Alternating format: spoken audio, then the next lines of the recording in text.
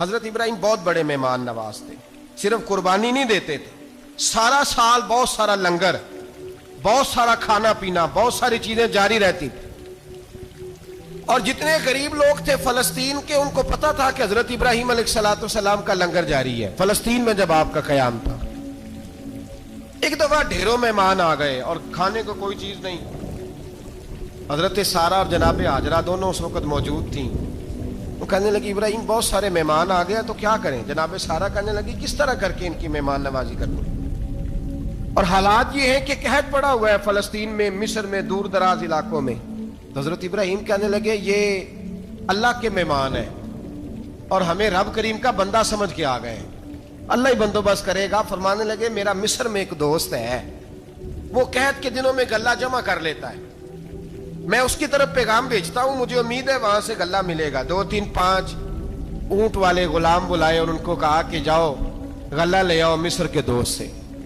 وہ لوگ کہتے ہم غلہ لینے گئے، وہاں جب پہنچے تو حضرت ابراہیم خلیل اللہ علیہ السلام کا پیغام دیا تو آپ کا وہ دوست کہنے لگا غلہ تو بے شمار تھا، مجھے خبر نہیں تھی کہ حضرت ابراہیم کا پیغام آئے گا، تو میں تو سارا تقسیم کر چکا ہوں، لوگ لے گئے، اب تو کوئی شے نہیں۔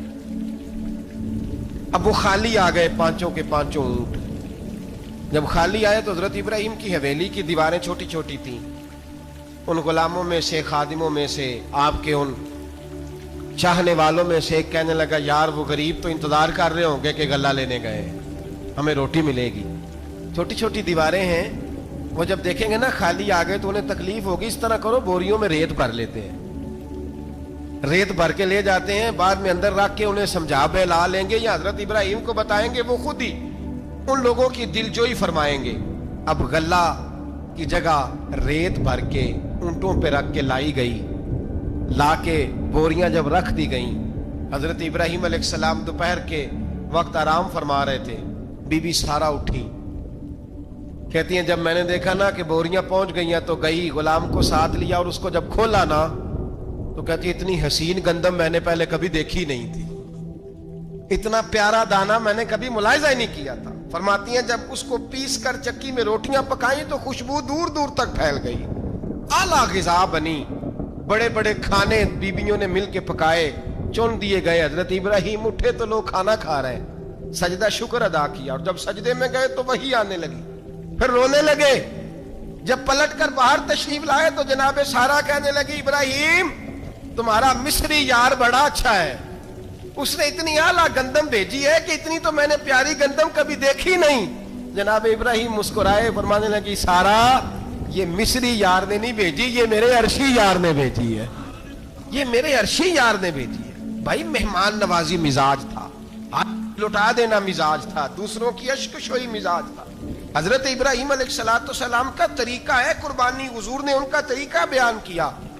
اگر سال کے بعد قربانی دینا ان کا طریقہ ہے تو سارا سال غریبوں کو روٹی دینا بھی حضرت ابراہیم کا طریقہ ہے، سارا سال غریب کی نوکری کرنا یہ بھی حضرت ابراہیم کا طریقہ ہے، بھوکے کو کھانا کھلانا یہ بھی۔ میرے مصطفیٰ کریم سید عالم صلی اللہ علیہ وسلم سے صحابہ نے پوچھا حضور بہترین مسلمان کون ہے؟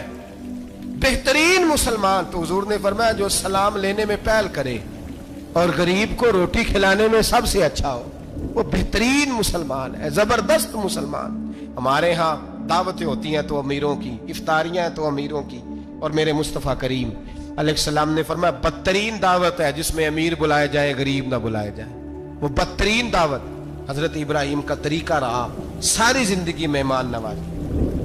ایک وقت ایسا آیا کہ اللہ تعالیٰ نے حضرت ابراہیم کو بہت زیادہ مال عطا فرمایا، اتنے اونٹ گنے نہیں جاتے، گائیں اتنی زیادہ کہ شمار نہیں ہوتے، بکرے بکریاں اتنی زیادہ کہ شمار، بہت زیادہ مال اللہ نے عطا فرمایا۔ اور ابھی کچھ عرصہ پہلے آپ پیچھے جائیں نا تو جو لفظ مال تھا وہ روپے پہ تو بولا ہی نہیں جاتا تھا، وہ جانوروں پہ بولا جاتا تھا۔ بہت زیادہ مال اللہ نے دیا، بکریاں، گائیں، اونٹ، بیل، بڑا کچھ۔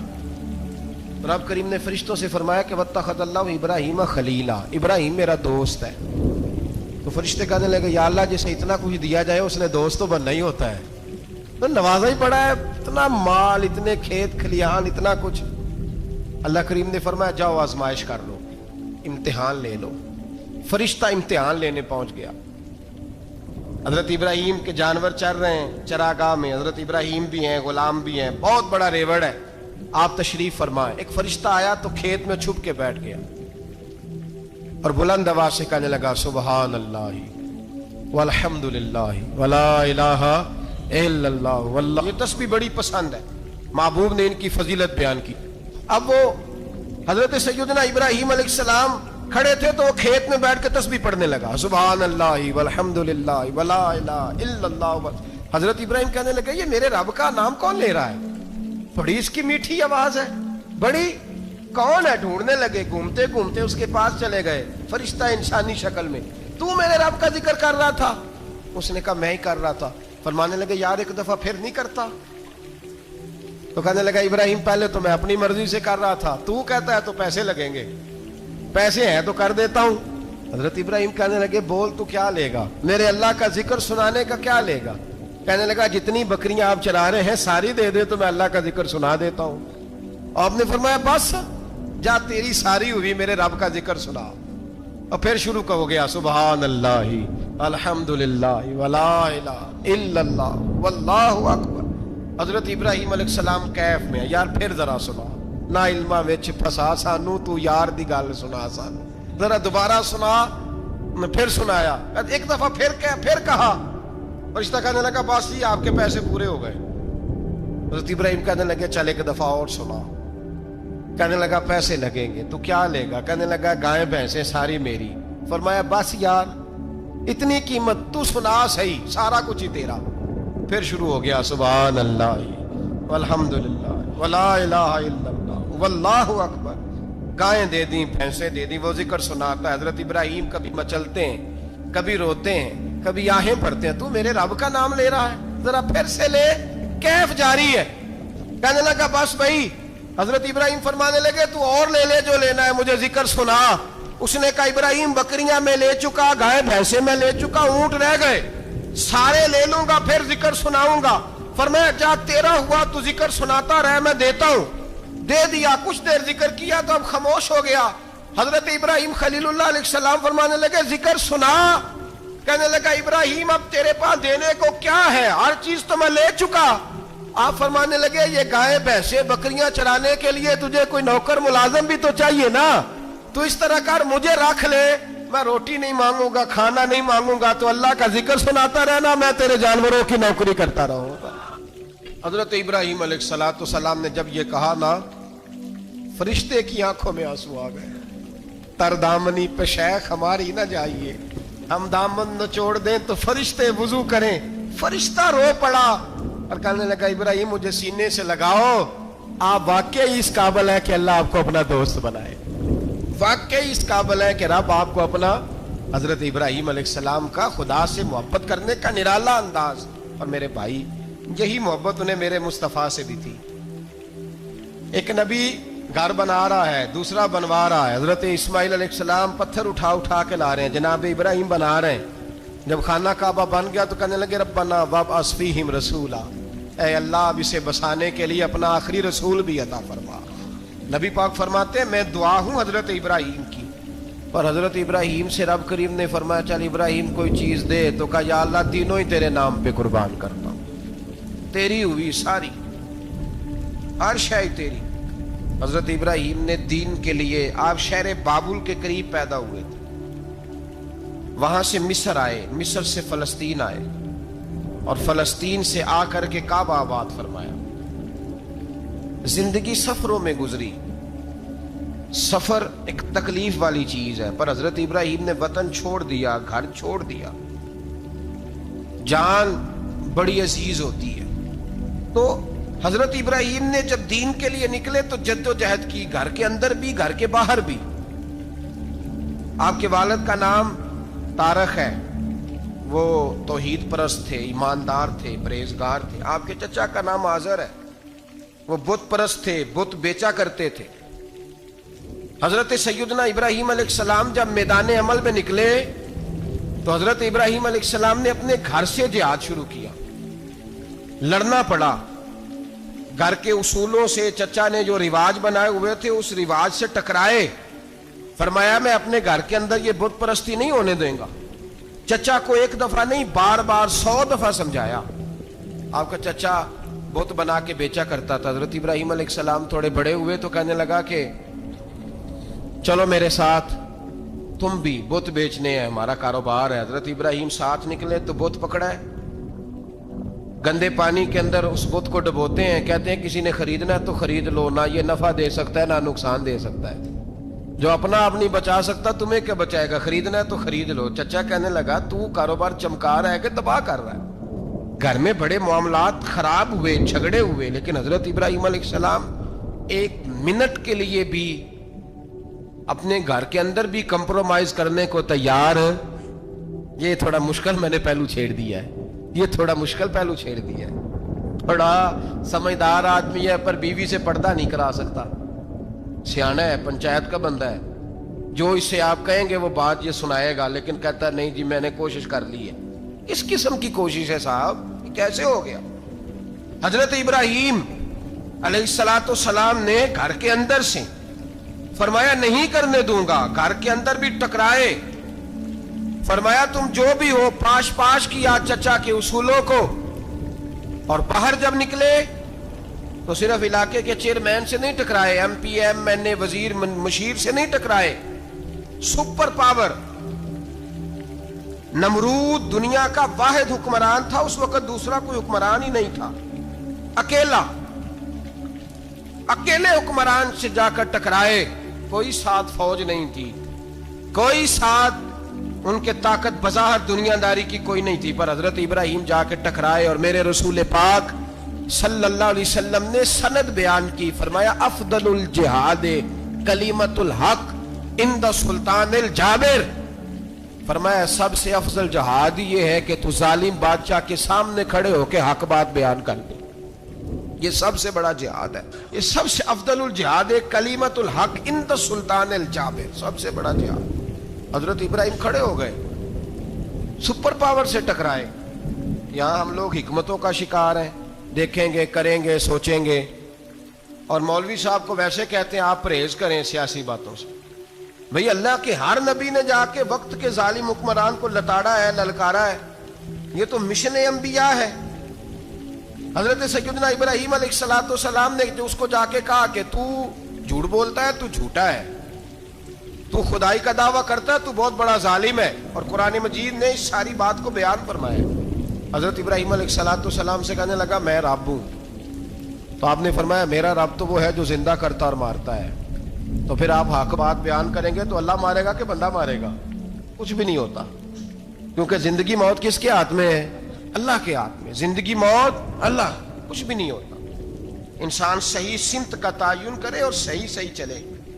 حضرت علی شیر خدا سے کسی نے کہا تھا کہ آپ کے بڑی دشمنی ہے, کوئی محافظ رکھ لیں. آپ فرمانے لگے موت خود بہت بڑی محافظ ہے, وقت سے پہلے آتی ہی نہیں, بڑی محافظ ہے وقت سے پہلے.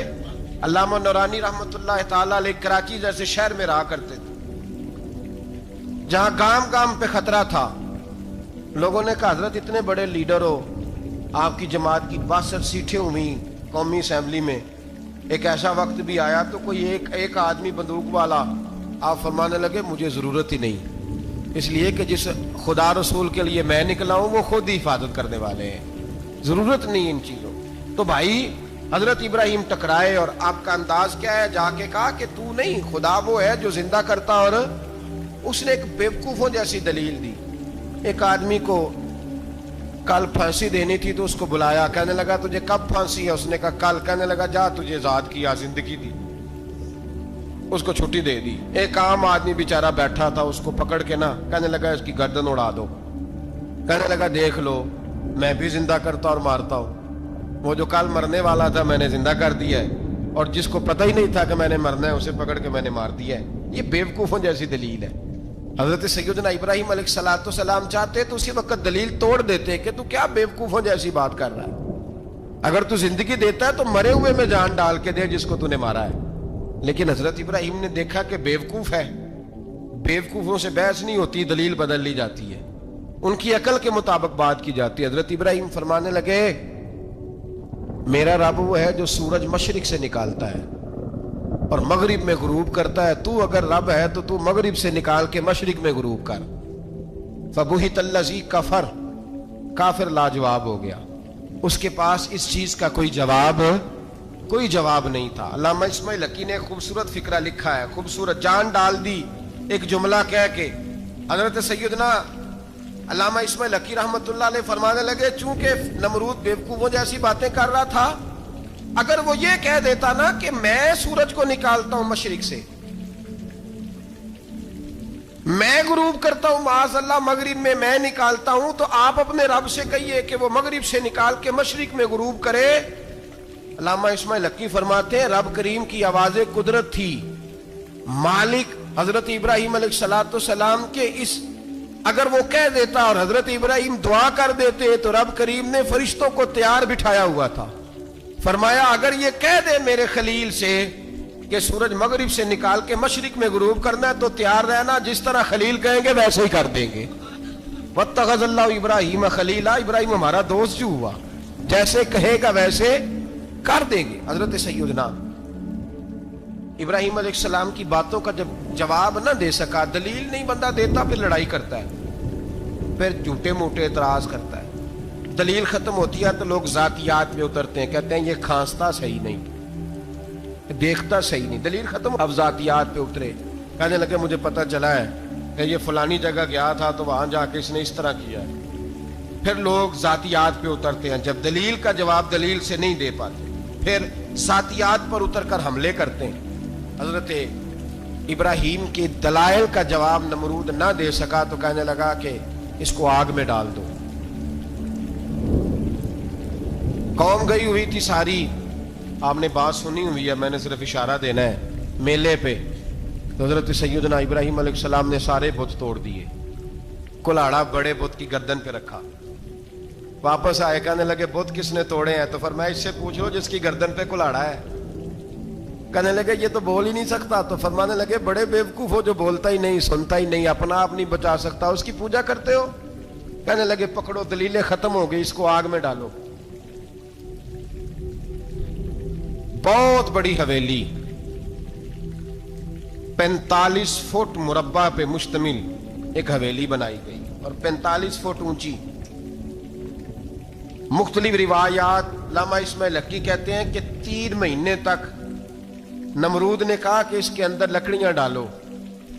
لوگ پوچھنے لگے کتنی دنیا جلانی ہے؟ کہنے لگا بندہ تو ایک جلانا ہے، پر بندہ بڑا تگڑا ہے، ایک بندہ۔ 3 مہینے لکڑیاں ڈالی گئیں، اور لوگوں کی جو تہمات ہوتی ہیں نا وہ بڑی عجیب ہوتی ہیں۔ تہمات میں نے بڑی تفصیل سے رمضان المبارک میں گفتگو کی تھی، بدشگونی، تہمات لوگ لیتے ہیں، اس وقت بھی لوگ تہمات کا شکار ہو گئے، عقیدہ بگڑ جاتا ہے تو وہ عجیب و غریب باتیں کرنے لگتا ہے، تہمات کا شکار ہو گئے۔ بیبیاں نظر مانتی، میں بیمار ہوں، اگر صحیح ہو گئی تو اتنے من لکڑی دوں گی حضرت ابراہیم کی آگ جلانے کے لیے۔ ایک عورت لے کے جا رہی ہے لکڑیاں، ایک نیک دل آدمی نے اس سے پوچھا کہاں جا رہی ہو؟ کہنے لگی میں نے منت مانی تھی تو حضرت ابراہیم علیہ السلام کو معاذ اللہ جلانے کے لیے لکڑیاں لے کے جا رہی ہوں۔ تو وہ رب کریم کے بندے کہنے لگے تو ڈھونڈتی رہے گی، تجھے وہ جگہ ملے گی نہیں۔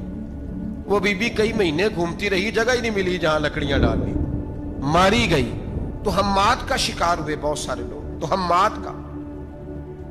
بھائی تہمات دین کے اندر منع ہے، تہمات دین میں کوئی نظر ماننا، کوئی کسی بزرگ کے مزار پہ جا کے سالے ثواب کے لیے کوئی چیز ماننا، یہ تو درست ہوا، لیکن غیر شرعی نظریں مان لینا کہ میں آگ کے گرد چکر لگاؤں گا، میں جناب وہاں جا کے یہ والا تماشا کروں گا، میں دھاگا باندھوں گا، میں رسا کاٹوں گا، میں وہاں گندے ہو سے پانی پیوں گا، ان کی شریعت اجازت، یہ تہمات ہیں، بدشگونی ہے، دین میں ان کی کوئی گنجائش۔ آپ نظر ماننے سے پہلے بھی کسی عالم سے رابطہ کریں کہ میں منت مانگنے لگا ہوں تو کیسے ماننی چاہیے کا طریقہ پوچھیں، ایسے ہی غلط چیز کی منت تھوڑی مان لی جائے گی۔ بہرحال آمدام برسرے مطلب حضرت ابراہیم کے لیے آگ جلائی گئی، 45 فٹ اونچی آگ ہے، پرندہ بھی اوپر سے گزرتا ہے تو نیچے گر جاتا ہے جل کے، اتنے دن لگا کے آگ جلائی گئی۔ اب حضرت ابراہیم کو جلایا جانے لگا ہے۔ یہاں تو موجیں ہے نا، جو کسی ادارے کا سربراہ ہے اس کے لیے موج ہے، کسی جگہ آفیسر بن گیا تو موج ہے، پیر صاحب کے لیے موج ہے، علامہ صاحب کے لیے موج ہے، خطیب صاحب کے لیے موج ہے۔ جلنا کس کو پڑتا ہے؟ وہ علی کوئی نہیں رہا الا ماشاء اللہ، وہ لوگ گزر گئے، جو تکلیفیں سہ کے کام کرتے تھے. گزر گیا زمانہ, حضرت سیدنا ابراہیم علیہ السلام کو جلایا جانے لگا ہے, تو اب اتنی بڑی آگ ہے تو ڈالیں کیسے؟ شیطان نے تجویز دی کہ منجنیق بناؤ. منجنیق, بڑے بڑے بانس باندھ کے ان کے نیچے رسا باندھو. وہ جس طرح جھولنے کے لیے جھولا بنایا جاتا ہے, اس طرح ایک منجنیق پرانے زمانے میں اس میں پتھر رکھ کے پھینکے جاتے تھے دشمنوں پہ. وہ منجنیق بنائی گئی کہ دور سے حضرت ابراہیم کو پھینکیں گے. ہاتھ حضرت ابراہیم کے باندھ دیے, پاؤں مبارک باندھ دیے, پوری زمین پہ ایک نام لینے والا خدا کا. اور اس کو آج رسیوں میں جکڑا ہوا ہے. جب پھینکا جانے لگا نا آگ میں, حوریں رونے لگی, فرشتے تڑپنے لگے, اے اللہ یہ کیا ہونے لگا ہے؟ ایک تیرا خلیل اور وہ بھی آگ میں. فرمایا جاؤ جا کے اس سے کہو اگر تمہاری مدد لیتا ہے تو اسے بچاؤ. ہوا کا فرشتہ آیا, کہا ابراہیم اگر تو کہے. او بھائی ان چیزوں کو کہانی سمجھ کے نہ سنا کریں, یہ داستان نہیں, یہ وہ طریقے ہیں جو ہمارے رسول نے ہمیں اپنانے کا حکم ارشاد فرمایا ہے. جو عقیدے, یہ وہ نظریات ہیں جو ہمیں اوڑھنے کو کہا گیا. اپنے رب کریم کی رضا پہ راضی رہنے کے یہ وہ خوبصورت مواقع ہیں صوفیاء نے جن کو بنا کر سمجھا کر ہم تک پہنچایا ہے. یہ ہے اہل طریقت کی باتیں. وہ کہتے ہیں یار جس حال میں رکھے راضی رہنا ہے. حضرت ابراہیم علیہ السلام کو پھینکا جا رہا ہے, فرشتہ آیا, اے اللہ کے خلیل اگر حکم دو تو اتنی ہوا چلاؤں کہ نمرودی جل جائیں سارے, آگ ان پہ پھینک دی جائے. آپ نے فرمایا تو جا, تجھ سے مجھے کوئی کام نہیں. تھوڑی دیر کے بعد پانی کا فرشتہ آیا, کہا حضور اتنی بارش برساؤں گا کہ آگ بجھ جائے گی. فرمایا تو جا, تجھ سے کوئی کام نہیں. اب جب منجنیق میں رکھ دیے گئے, آگ میں جانے کا لمحہ ہے, تیاری ہے, حضرت جبریل امین حاضر خدمت ہوئے. کہا ابراہیم کوئی حاجت؟ فرمایا تجھ سے کوئی نہیں. کہا چلو مجھ سے نہیں تو رب کریم سے ہی بات کر لو, مجھے پتا ہے میں چھوٹا ہوں, آپ مجھ سے مدد کیوں لوگے, رب کریم سے ہی بات کر لیں. تو حضرت ابراہیم کہنے لگے جبریل یہ بتا, رب کو نہیں پتا اس کا خلیل کس حال میں ہے؟ اسے نہیں پتا میں کس حال میں ہوں؟ میرے ہاتھ بندے ہیں, پیر بندے ہیں آگ میں, اسے نہیں پتا؟ بتایا تو اسے جاتا ہے جسے خبر نہ ہو. تو اگر اسے پتا ہے, اگر وہ جلانے پہ راضی ہے تو میں بھی جلنے کو تیار ہوں. میں تیار ہوں, میں تیار ہوں. اسے کہو ٹھیک ہے. حضرت سیدنا ابراہیم علیہ السلام کو منجنیق میں ڈال کے جو پھینکا آگ میں, یا نار کونی بردم و سلاما علی ابراہیم, اللہ نے فرمایا اے آگ میرے ابراہیم پہ ٹھنڈی بھی ہو جا اور سلامتی والی بھی ہو جا. حضرت ابراہیم کو دو فرشتوں نے بٹھا دیا زمین پہ. پھول کھلے ہیں, کونپلیں مہک رہی ہیں, کلیاں خوشبو دے رہی ہیں. حضرت ابراہیم نے سر سجدے میں رکھ دیا, سبحان اللہ والحمد للہ ولا الہ الا اللہ واللہ اکبر. حضرت ابراہیم اللہ کی تسبیح پڑھنے لگے, رب کریم کا شکر بجا لانے لگے. نکلے وہاں سے, کچھ دن گزر گئے, نکلے, حکم ہو گیا ابراہیم علاقہ چھوڑ دو. حضرت ابراہیم علیہ السلام وہاں سے نکل کے مصر آئے, چچا کے پاس ٹھہرے. انہوں نے اپنی بیٹی جناب سارہ کا نکاح کر دیا. کچھ آگے بڑھے تو ایک ظالم بادشاہ سے ٹکرائے. اس نے ایک شہزادی, ایک بادشاہ کی بیٹی قید کی ہوئی تھی, جناب ہاجرہ نام تھا, ان کو قید سے چھڑا کے ساتھ لائے. حضرت لوط علیہ السلام بھی ساتھ. یہ 4 لوگوں کا قافلہ چلا, فلسطین میں جا کے پڑاؤ ڈالا, گھر بار چھوڑا, تبلیغ شروع ہوئی. حضرت ابراہیم کے گھر میں 2 خواتین ہیں, ایک آپ کی بیوی ہیں, ایک حضرت ہاجرہ ہے. اولاد کوئی نہیں, بڑا میوہ ہے میٹھا. گھر وہی آباد ہوتا ہے جس میں بچے روتے ہیں, گھر ہوتا ہی وہ ہے جس میں بچوں کی چنچناہٹ ہوتی ہے, بھن بھناہٹ ہوتی ہے. حضرت ابراہیم نے ایک بچہ روتے ہوئے دیکھا تو آنکھوں میں آنسو آئے, کہنے لگے ربی حب لی من الصالحین, یا اللہ مجھے بھی نیک اولاد عطا کر دے. حضرت سارہ نے سن لیا, کہنے لگی ابراہیم شاید میرے بطن سے تو آپ کو نصیب نہیں, ہاجرہ سے نکاح کر لو. جناب ہاجرہ سے نکاح ہوا. اللہ تو بڑا بے نیاز ہے, رب کریم نے حضرت اسماعیل جیسا خوبصورت بیٹا عطا فرمایا. بیٹا کالا سیاہ بھی ہو تو سینے کی ٹھنڈک ہوتا ہے, پر یہ تو وہ بیٹا ہے جس کی پیشانی میں نور محمدی چمکتا ہے صلی اللہ علیہ وسلم. حضرت سیدنا اسماعیل علیہ اتنے خوبصورت. اب جس بیوی کے ہاں بیٹا تھا, بیٹھنا اٹھنا بھی زیادہ اس کے پاس, آنا جانا بھی اس کے پاس, توجہ ادھر ہو گئی. جناب سارہ رشک کرنے لگی. ایک دن کہنے لگی اسے چھوڑا جنگل میں, بادیے غیر ذی زرع, مکے کے پاس. بھائی ایک بیٹا عالم دین بنا لو، کہنے لگا روٹی کہاں سے کھائے گا؟ تیرے 5 بیٹے ہیں، ایک کو حافظ قرآن بنا، کہتے روٹی کہاں سے کھائے گا؟ وہ بچہ بھی کہتا ہے میں کہاں سے کھاؤں گا؟ حضرت ابراہیم علیہ السلام تو چند مہینے کا بچہ چھوڑ آئے، تو کہاں سے روٹی کھائی حضرت اسماعیل نے؟ کہاں سے کھائی ان کی اماں نے روٹی؟ بھوکے مر جاتے ہیں یہ سارے۔ میں بڑی ذمہ داری سے کہا کرتا ہوں کہ جتنی خوبصورت روٹی اللہ کریم دین کے خادموں کو عطا کرتا ہے شاید کسی اور کے نصیب ہوتی ہو، لیکن ہم لوگ توجہ ہی نہیں کر رہے، ہمارا ذوق ہی نہیں بن رہا، ہم یہ محنت ہی نہیں کر رہے کہ قوم کو مستند علماء کی ضرورت ہے، علاقوں کے علاقے خالی ہیں، ادھر ہمارا مزاج ہی نہیں بن رہا، توجہ ہی نہیں دین کی خاطر۔ اور پھر چلے بچے تو بعد کی بات ہے نا، جو ابھی خود جوان ہے وہ بھی تو یہ دعا، ایک صاحب مجھے کہنے لگے میں دعا مانگ رہا ہوں اللہ مجھے بیٹا دے تو میں اسے دین پہ لگاؤں گا، تو میں نے کہا آپ بھی بوڑھے نہیں ہوئے، آپ خود ہی لگ جائیں، بیٹا تو ابھی آئے گا تو لگے گا نا، تو آپ تو اس وقت ہے تو آپ تو پہلے لگے نا صاحب، 2 گھنٹے تو نکال کے آئے، دین سیکھنے کو کافی ہے۔ آپ اتنی لمبی سوچ رہے ہیں کہ بچہ آئے گا تو بڑا ہوگا تو وہ جائے گا تو دیکھی جائے گی، ابھی تو آپ ہیں تو آپ تو آؤ۔ حضرت ابراہیم نے بچہ وہاں چھوڑا۔ یہاں سے جو عمرہ کرنے لوگ جاتے ہیں نا، جو حج کرنے جاتے ہیں، ان کو پتا ہے کہ وہاں دنیا کی ہر نعمت ملتی ہے، پھر بھی ڈبل ٹرپل پیسے لوگ جیبوں میں ڈال کے جاتے ہیں۔ حضرت ابراہیم جب وہاں لے کے گئے تو کوئی انسان نہیں تھا، پانی کا قطرہ نہیں تھا، 2 کلو کھجوریں، ایک مشکیزہ، بیوی کو تھمایا۔ ہمارے گھر میں ہزاروں چیزیں پڑی ہیں لیکن وہ جو توکل ہے نا وہ ختم ہو گیا ہے۔ اللہ دے گا، حلال حلال پہ قناعت کرے، جائز جائز پہ بھروسہ کرے، رب کریم عطا کرنے والا ہے، وہ مزاج ختم ہو گیا۔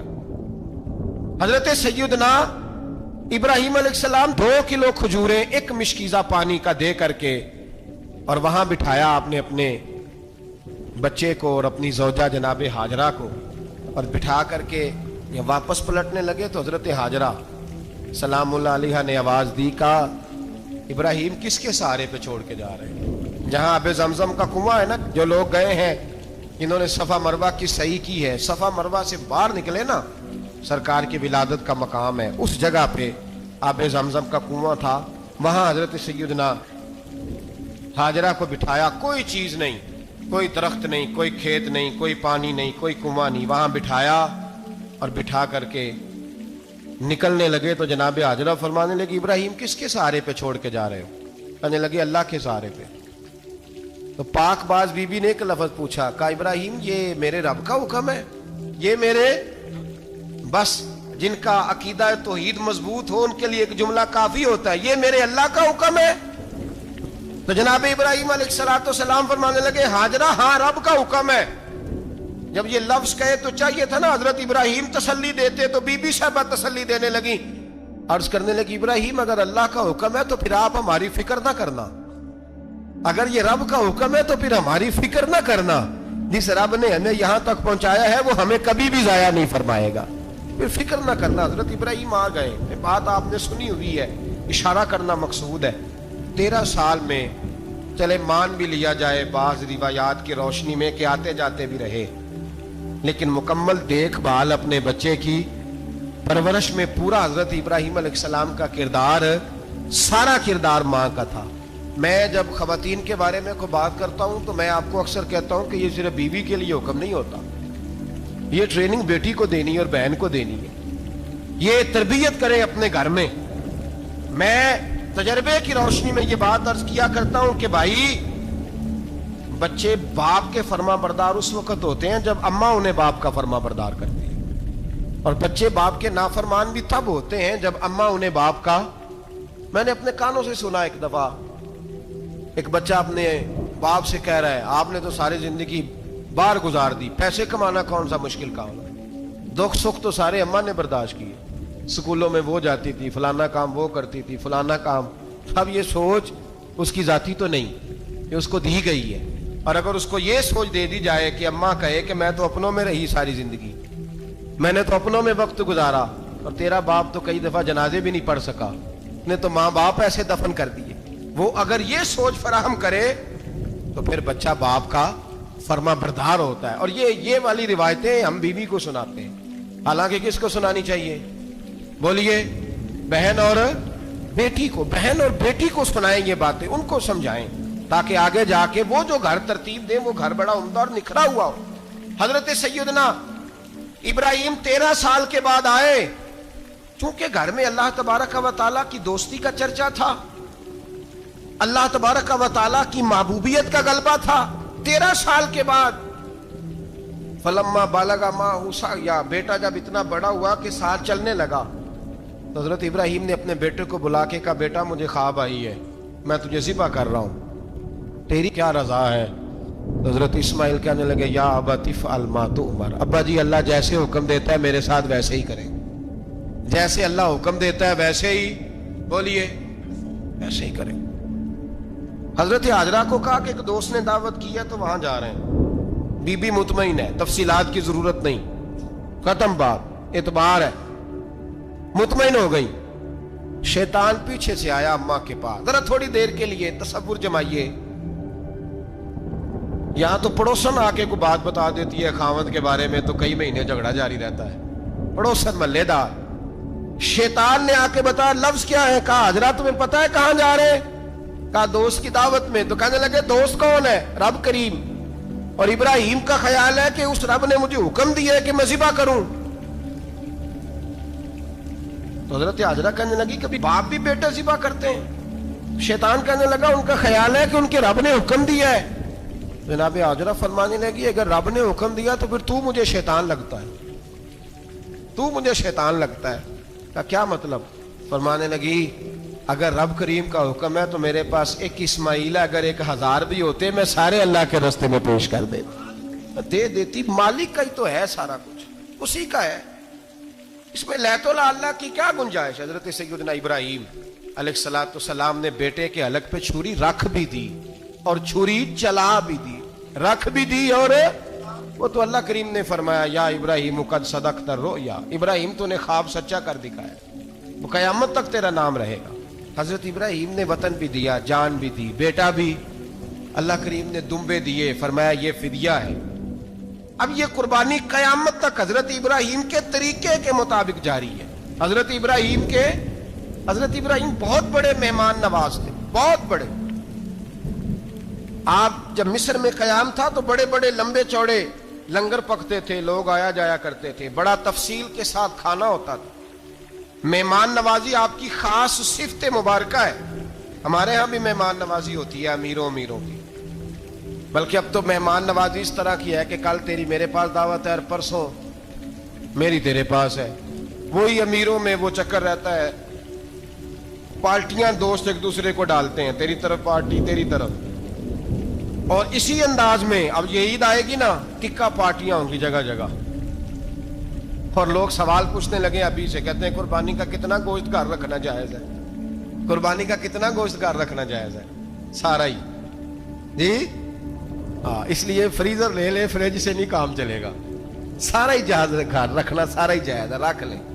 او خدا کے بندے, قربانی وہ بندہ دیتا ہے جو سارا سال ہی گوشت کھاتا ہے, صحیح کہہ رہا ہوں.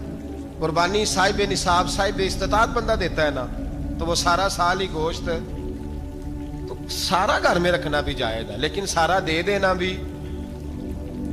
تو جو آ رہی ہے اس پہ کیوں توجہ کرتے ہو, جو دوسرا جائز ہے اس پہ کیوں نہیں عمل کرتے؟ سارا تقسیم کر دیں, بات ختم ہوئی. یقین کریں محرم میں جا کے دوست ٹیلی فون کر کے سوال پوچھتے ہیں, کہتے ہیں صاحب سنا ہے قربانی کا گوشت محرم میں کھانا جائز نہیں. میں کہ نہیں, ربیع الاول چ بھی جائز جی, رجب رمضان تک کھاؤ, کوئی بندہ نہیں منع کرتا, اس لیے کہ کسی کو دینا تو پسند ہی نہیں. یا پھر اس میں سے جو خاص خاص چیزیں ہیں وہ اپنی فریج میں, اور باقی جو ہے وہ دوسروں کے لیے. یہ کیا طریقہ ہے ہمارا, اور اسی پہ عمل ہے. اللہ تبارک و تعالی ہمیں سمجھنے کی توفیق عطا فرمائے. یہ قربانی حضرت ابراہیم کا طریقہ ہے. حضور نے اگرچہ نبی پاک کی اپنی سنت تھی, یہ بھی کہہ سکتے تھے سنتی و سنت ابیکم ابراہیم, میری سنت ہے اور تمہارے باپ ابراہیم کی سنت ہے. یہ نہیں فرمایا. جب صحابہ نے کہا قربانی کیا ہے, فرمایا سنت ابیکم ابراہیم, یہ تمہارے باپ ابراہیم کی سنت ہے. ہر صاحب نصاب پر قربانی واجب ہے. جو زکوٰۃ کا نصاب رکھتا ہو اس پر قربانی واجب ہے, یعنی ضروریات سے زیادہ اتنے پیسے, جتنے پیسوں سے زکوٰۃ فرض ہوتی ہے اتنے پیسے جس آدمی کے پاس कुर्बानी से पहले पहले आ जाएं, उस आदमी पर कुर्बानी करना वाजिब है। बकरा, छतरा, दुम्बा 1 साल का या दुम्बा 6 महीने का हो पर इतना बड़ा महसूस होता हो कि लगे 1 साल का है, उसकी कुर्बानी हो सकती है। जानवर में कोई ऐब नहीं होना चाहिए, इतना कमज़ोर ना हो कि ज़िबा जहाँ उसे करना है वहाँ वो चल के जा ना सके, इतना कमज़ोर जानवर ना हो, उसके अंदर बज़ाहिर कोई इतना बड़ा नक्स ना पाया जाता हो, काना ना हो, लंगड़ा ना हो, कोई उसकी हाथ ना कटे हुए हो, ऐसा नक्स जो वाज़े हो। बकरा 1 साल का, गायें और भैंस ये 2 साल की, ऊँट 5 साल का। अब इसमें यह है कि हमारे बहुत सारे दोस्त, चूँकि हम देहाती लोग हैं, तो पूछते हैं कि दोंदा नहीं है तो चौगा नहीं है, तो ये हमारी पंजाबी की इस्तिलाहात है, पंजाबी की। शरीयत इस्लामिया ने साल बताए हैं, ये तो हमने अपनी आसानी के लिए, या देहातों में जो माहौल था इस तरह का जानवर लें, खूबसूरत जानवर लें। जो निसाब है वो भी मैंने आपको बताया, लेकिन एक और पहलू भी है। नबी पाक सल्लल्लाहु अलैहि वसल्लम पे ज़कात कभी फर्ज नहीं हुई, कभी हुजूर पे ज़कात फर्ज नहीं हुई। नबी पाक सल्लल्लाहु अलैहि वसल्लम के पास इतना सरमाया कभी इकट्ठा हुआ ही नहीं कि ज़कात फर्ज हो। लेकिन नबी पाक के सहाबा फरमाते हैं कि मदीने के 10 सालों में अल्लाह के रसूल ने हर साल कुर्बानी फरमाई है, हर साल कुर्बानी दी। और जिस साल हुजूर हज करने गए उस साल अल्लाह के नबी ने 63 ऊंट ज़िबा फरमाए। और हुजूर सल्लल्लाहु अलैहि वसल्लम जब ऊंट ज़िबा करने लगते ना, तो सहाबा कहते हैं ऊंट खुद दौड़ के हुजूर के सामने आके लेट जाता और नबी पाक उसे ज़िबा करते और फरमाते हैं एक दूसरे को धक्के देते ऊंट के, पहले मैंने जाना है ज़िबा होने के लिए, पहले मैंने। उन्हें पता था कि जो मुस्तफ़ा के हाथों ज़िबा होगा वो तो दायमी जिंदगी पा जाएगा, यहां भी वहां भी जिंदा। 63 ऊंट ज़िबा किए। एक ऊंट में कितनी कुर्बानियां होती हैं? 7। अब 63 को 7 से ज़रब दोगे तो कितनी बनेगी? और फिर नबी पाक सल्लल्लाहु अलैहि वसल्लम ने 10 साल मदीना मुनव्वरा में कुर्बानी दी, हर साल। अब वो 63 ऊंट, एक ऊंट में 7 कुर्बानियां, हर साल यहाँ कुर्बानी। और मौला अली शेर खुदा फरमाते हैं नबी पाक 2 कुर्बानियां देते। मैंने कहा हुजूर 2 जानवर ज़िबा कर रहे हैं आप, तो हुजूर ने फरमाया एक मेरी तरफ से, एक मेरी उम्मत की तरफ से, गरीबों की तरफ से। और हजरत अली को हुजूर ने वसीयत फरमाई तू 2 दिया करेगा। या रसूल अल्लाह सल्लल्लाहु अलैहि वसल्लम मैं गुलाम हूँ, खादिम हूँ। हुजूर ने फरमाया अली एक तूने अपनी देनी है, एक मेरी तरफ से देनी है। 2 कुर्बानियां। मौला अली ने भी सारी जिंदगी 2 कुर्बानियां दी। हजरत अली भी माल के निसाब नहीं थे, अपना मकान ही नहीं था, कोई कारोबार नहीं था, कई दिन फाके रहते थे, पर कुर्बानियां कितनी देते थे? 2। हमारे पास वैसे अगर ससुराल में, मेके में, कजनों में कुछ शादी हो जाए तो 50-60 हजार का खर्चा बराबर है, वो पक्का है। और कुर्बानी की बारी गरीब हो गए, सारे गरीब हो गए। कहते नहीं यहाँ मुश्किल है। ओ खुदा के बंदे, अल्लाह के साथ तिजारत कर, उसके रास्ते में 1 देगा, रब तुझे 70 गुना इजाफा के साथ अता फरमाएगा। कुर्बानी माल के निसाब पे है। कोशिश किया करें कि अल्लाह के रास्ते में जब देना हो फिर लैतुल अल्लाह से बचें, खूबसूरत जानवर लाएं। जिनको अल्लाह ने तौफीक दी है उनके लिए नसीहत है, जिनको अल्लाह ने तौफीक दी। मैंने अपने हजरत साहब को देखा है, वो कहते थे कई जानवर अल्लाह ने बड़ा नवाजा है। कहते एक मेरा है, एक मेरे माँ का, एक मेरे बाप का है, एक मेरे फलां उस्ताद साहब का, एक मेरे पीर साहब का है। ये जानवर गौसे आदम जिलानी का नाम का दे रहा हूँ। और फिर एक बड़ा खूबसूरत जानवर बंधा होता और हजरत खुद उनको चारा डाल रहे होते। तो हुजूर ये क्या है? फरमाने लगे ये मैं रसूलुल्लाह के नाम पे कुर्बान करूँ, ये नबी पाक के नाम पर कुर्बान किया जाएगा। जिनको अल्लाह ने हैसियत दी है वो कोशिश करें अपने महबूब की तरफ से भी कुर्बानी करें, नबी पाक के नाम की कुर्बानी दे। खूबसूरत सा जानवर प्यारा, फिर उसकी खिदमत हो, फिर उसकी कुर्बानी दी जाए और नबी पाक के नाम पर कुर्बानी दी जाए। हुजूर ने खुद वसीयत फरमाई हजरत अबू बकर सिद्दीक को। कुर्बानी बड़ा हसीन अमल है और मेरे नबी पाक सल्लल्लाहु अलैहि वसल्लम ने नाराजगी भी फरमाई। जरा खूगर हमद से थोड़ा सा गिला भी सुन ले। मेरे हबीब ने फरमाया जो ताकत के बावजूद कुर्बानी ना करे वो हमारी ईदगाह में ईद की नमाज पढ़ने ना आए, वो ना आए।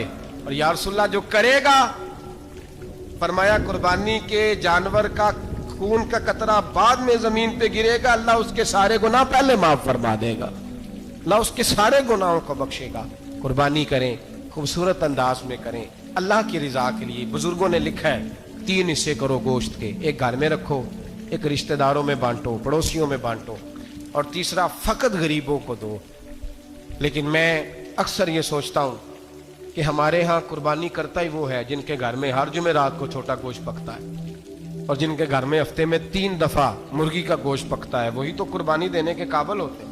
تو وہ بھی اگر قربانی کے بکرے میں سے بھی تیسرا رکھنا چاہیں تو اجازت تو ہے، میں نے کہا سارا رکھنے کی بھی اجازت ہے، لیکن اگر آپ مہربانی کریں، کوشش کریں کہ یار ہم تو سارا سال ہی کھاتے ہیں، اور ہمارے یہاں جو گوشت تقسیم ہوتا ہے نا وہ بھی باری لگی ہوئی ہے، ادھر سے پلیٹ آئی تھی گوشت کی تو ادھر سے بھر کے چلی گئی، بھئی اس نے کی ہے، اس کو بار بار گوشت دینے کا کیا مطلب ہے؟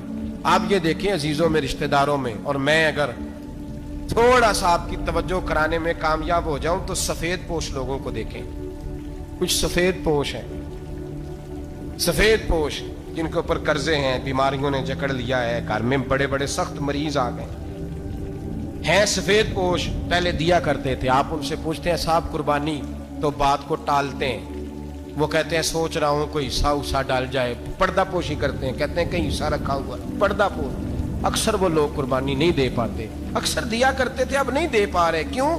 اس لیے کہ مشکلات ایسی آ گئیں، ان لوگوں کا خیال کریں، ان کے گھروں تک گوشت پہنچا کے آئیں، ان پر توجہ کریں، وہ سفید پوش آدمی کبھی ذکر نہیں کرے گا، کچھ تو ایسے ہیں جو خود پہنچ جاتے ہیں کہ ہمیں گوشت دیا جائے، لیکن کچھ سفید پوش ہیں، لا یسألون الناس الہافا، اللہ فرماتے ہیں کچھ لوگ لپٹ لپٹ کے سوال نہیں کرتے، سفید پوشی کا بھرم رکھتے ہیں، کا مزاج نہیں، ان کی طرف دیکھیں، اپنے رشتہ داروں کو دیکھیں، خاص کر ان رشتہ داروں کو دیکھیں جن کا آپ کو پتہ ہے کہ غریب ہیں، مجبور ہیں، ان کے گھروں میں گوشت بھیجیں، غریب بیٹیوں، غریب بہنوں کا خیال کریں، اس طرف متوجہ ہوں، ان کے ساتھ اس نے سلوک کریں، اس طرف آپ لوگ خیال کریں، اللہ ہمیں سمجھنے کی توفیق عطا۔ عالم بسلطانی نبی کالے علی کالے اتو بسلطانی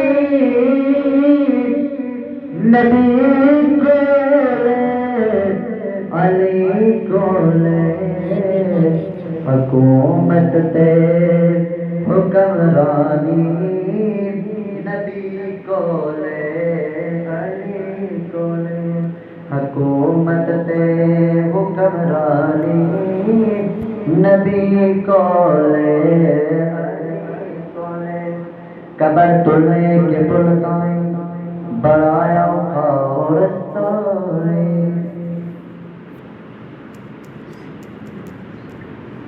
عالم بسلطانی نبی کالے علی کالے اتو بسلطانی نبی کالے علی کالے حکومت تے حکمرانی نبی کولے علی کولے حکومت تے حکمرانی نبی کولے علی کولے قبر تلے کے پلتائیں بڑایا اور رستانے